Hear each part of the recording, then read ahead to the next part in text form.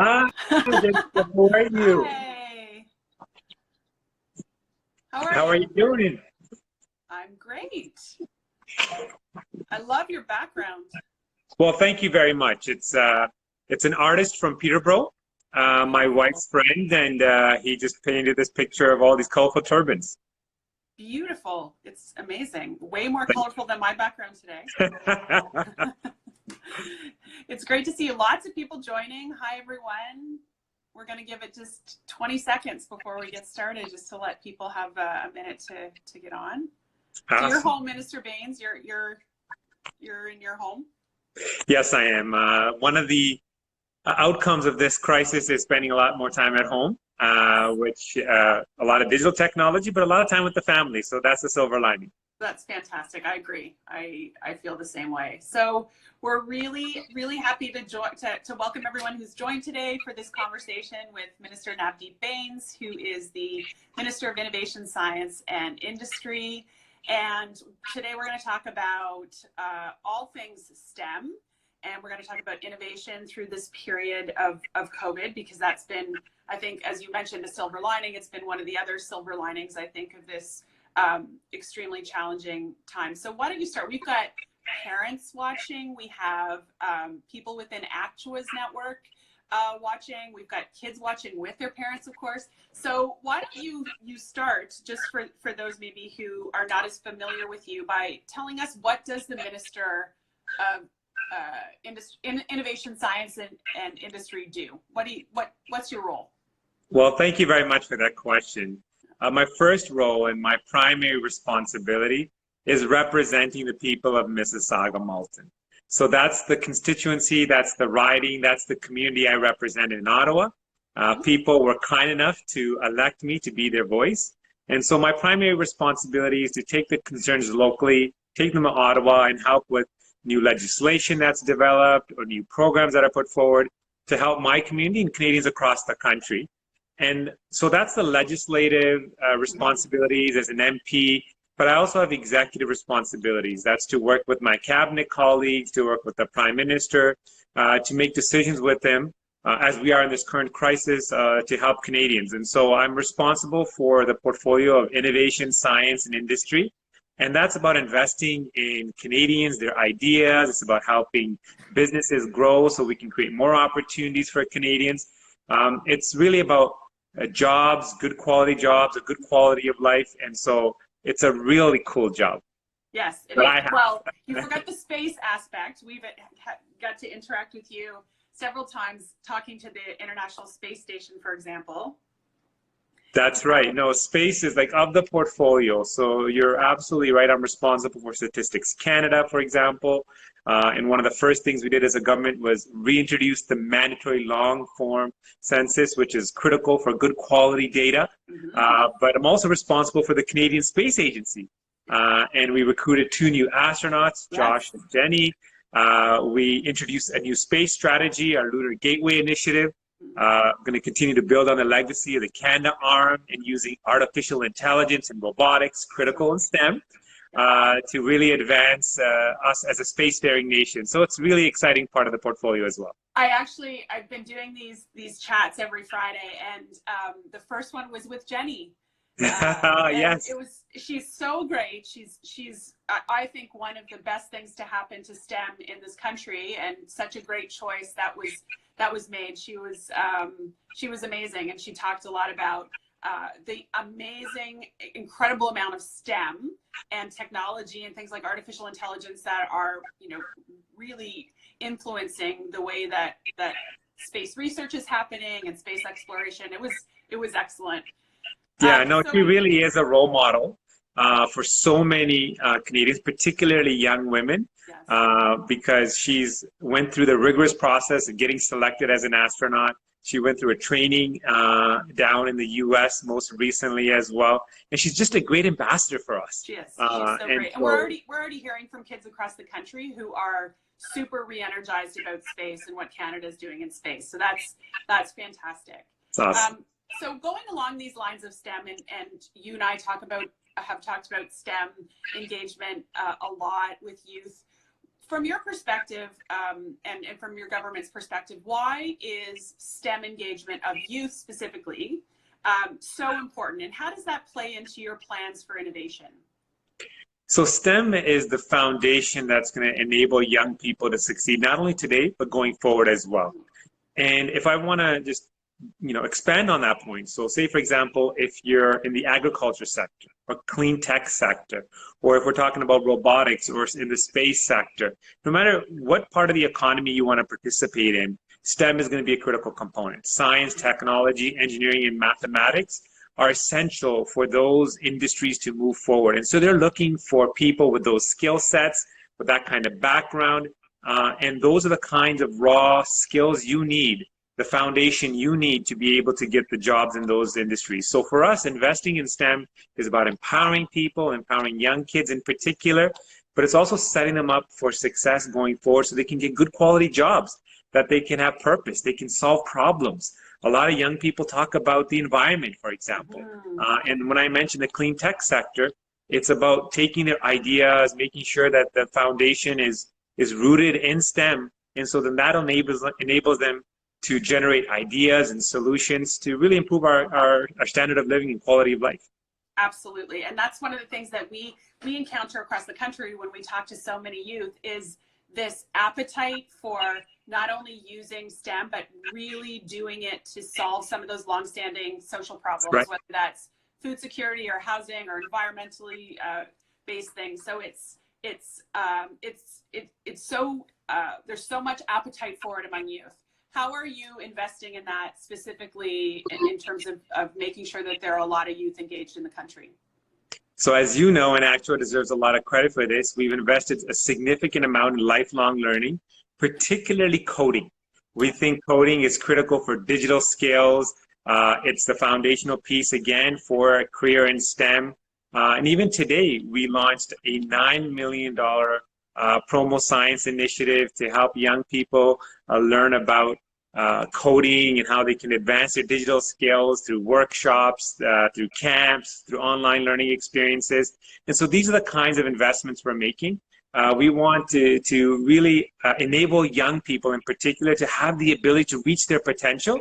And by making investments in science, by making investments in coding, we think this will give them the tools they need to succeed.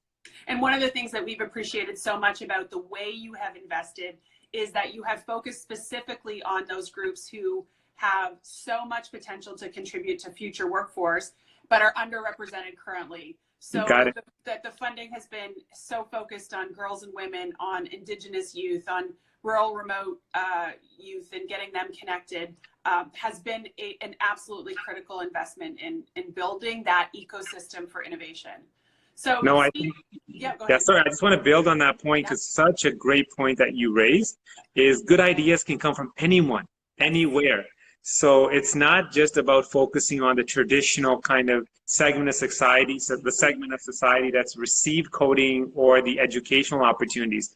But if we invest, as you say, in our Indigenous communities and the young people, particularly young girls and women that kind of tend to fall through the cracks historically when it comes to science, technology, engineering, and mathematics, we just basically expand the number of opportunities we have to generate even more ideas. And I think that just makes us better, makes us more competitive, and it makes us the choice, the country that people want to come to because they know this is the place where innovation is happening.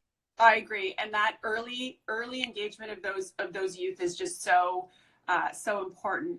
And speaking of those kind of idea generation, and we said this in the intro, but one of the things that I have been really encouraged by and has brought so much optimism and excitement during this very challenging time has been the Canadian companies who have stepped up and who have pivoted very quickly to help in the COVID-19 situation. So whether that is, products that they have been able to develop or people that are working on medical research, that has been, to me, a bright light in this entire period. Can you talk to us a little bit about that generally and maybe give us some examples of the things that have been most exciting for you to see? No, thank you for that question, Jennifer. And our Made in Canada project is about investing in entrepreneurs, and our, incredibly gifted entrepreneurs and risk takers, and our world-class scientists and researchers, and highly skilled innovators. And we've seen some incredible outcomes from these investments. So, for example, Dr. Art McDonald, our Nobel laureate, designed this really cool ventilator using off-the-shelf parts and Canadian know-how and ingenuity with some of his partners in collaboration with his counterparts in Italy. And we were able to help find him a manufacturer to produce 10,000 ventilators. So, in this crisis, if our system is overwhelmed, we want to make sure that we have a sufficient number of ventilators to save lives. So that's an example of how we have a world-renowned, world-class scientist here in Canada stepping up in a big way. It has nothing really to do with, that is not at all part of what his work was generally. That's right. Well, no, exactly. He just stepped up as a proud Canadian and someone who has the ability to convene and bring people together and collaborate. And another example that I think is worth noting is that we recognize now we need to purchase personal protective equipment. We need more of it, not less of it.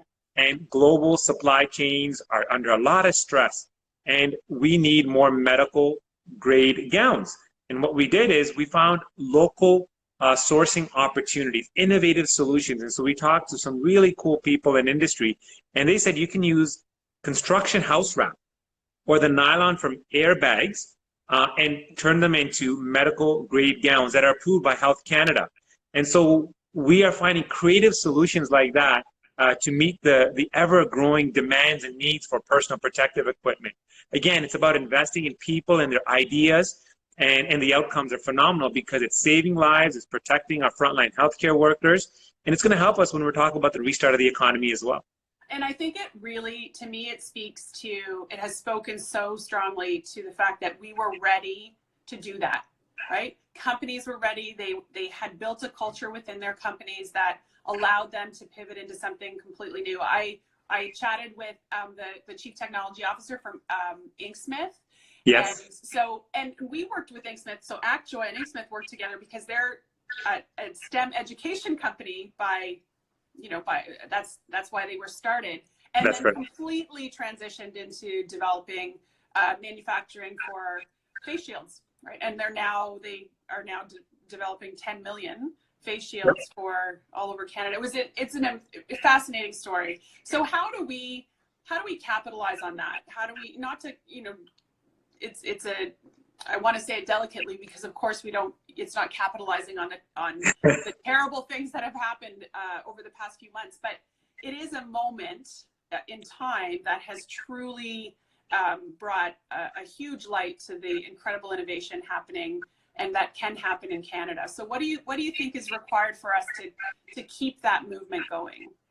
No, you're absolutely right. I mean, when we had this call to action to move forward this Made in Canada project, over 6,300 Canadians came forward with their ideas. And right now we have over 700 companies that are retooling for personal protective equipment. You've given some examples, I've highlighted some examples, and we want to continue to build on that momentum because we need lots of personal protective equipment. Mm-hmm. But I think the long-term strategy is when we're talking about what does the economy look like post-COVID? Yes. What are the investments we want to make? It boils down to people. We know that if we continue to invest in STEM and continue to invest in our scientists and the great research that we do, continue to support our entrepreneurs, that's how we're going to be able to have a stronger economic recovery. So our industrial policy is not about businesses alone. It's about investing in people who run those businesses. It's about investing in workers that, help support those companies. So if we continue to, again, redouble our efforts around lifelong learning, yes, and not only developing incredible Canadian talent, but also being open to global talent through immigration, that's our secret sauce. And I think that'll enable us to reposition Canada as a more competitive, a more innovative society, a more generous society. And I think that's will make us the best country in the world for years and years to come. I agree. And I go back to the investments that you're making in STEM education or STEM skills with youth as well, because part of that is absolutely fueling the workforce of the future and making sure that kids are skilled up to meet those needs. But another part of it, because there's so many youth and their parents being engaged, is building culture, and building a culture around STEM and a culture around innovation where people understand and can see how it applies to their lives. And I think that is probably one of the biggest impacts of the investments that this government has made in STEM learning has been the culture piece as well. We don't talk about it as often, but it's absolutely. No, and that culture is going to be critical, Jennifer, because unfortunately, due to this healthcare crisis, we have a significant economic crisis as well. And a lot of people have lost their jobs and will have difficulty finding the same employment opportunities. So they're looking for reskilling and upskilling. And this is where STEM comes in as well. What are the opportunities we can do to build on their experiences, to build on their know-how, and give them the additional tools they need to reposition themselves for new opportunities that will be created. And again, it boils down to having that strong foundation of investing in education, investing in STEM, investing in skills. We think that's going to be critical for our economic recovery. Absolutely. So tell us, I know you have to go very shortly. You have 2 daughters at home. And you know, like all of us, you've been working at home, and the girls have been engaged with learning, but also other activities. Are they STEM fans? Have they been doing any kind of fun activities that you can share? Yeah, they both are STEM fans. In particular, they both love math. My wife's an accountant, I'm an accountant, so I think it kind of runs in the family a bit. They like numbers, and they really, really enjoy math. And so they actually, when they get the homework, they focus on their math assignment first, and then everything else comes in after the fact. But it's remarkable to see them keeping themselves busy. They miss their friends, of course. It's tough. Homeschooling is new for us, my wife and I. We helped a little bit before, but we got to up our game as well. But the teachers have been incredible and very supportive as well. And I think it's just being positive. As you said, it's a culture. I don't want to force them down any particular subject. I don't want to really impose a particular profession on them. I want them to have as many doors open to them as possible. And I think them being excited about STEM, being motivated about STEM will just open so many new opportunities for them going forward. Absolutely. And just knowing how it relates to everything. It's not about all of them becoming scientists or engineers. It's the impact broadly. So just to wrap up, we have some youth, I know I saw them getting on, watching with their parents. What message would you leave with them about, you know, STEM and their future in this country?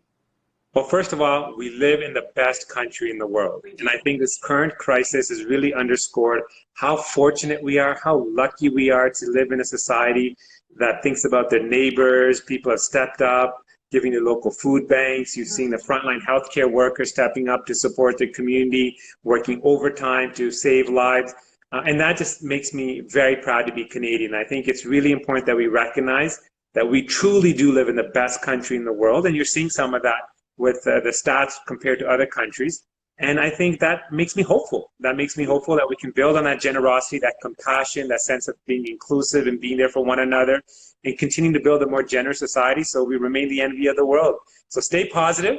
We will get through this together. And I want to thank everyone for stepping up in such a big way, because we were able to flatten the curve because Canadians stepped up. They made big sacrifices, and we're indebted to one another, and we've got to continue to work hard. It's still going to be a bit challenging for the coming weeks and months, but we can do it. I love it. I love the optimism. So thank you so much, Minister Bains, for taking the time to talk to me. And it's so great to be able to catch up with you, and all the best in the next little while. Thank you for all the work that you and your colleagues are doing on behalf of all of us. Thanks very much for having me on, Jennifer. All the best. Take care.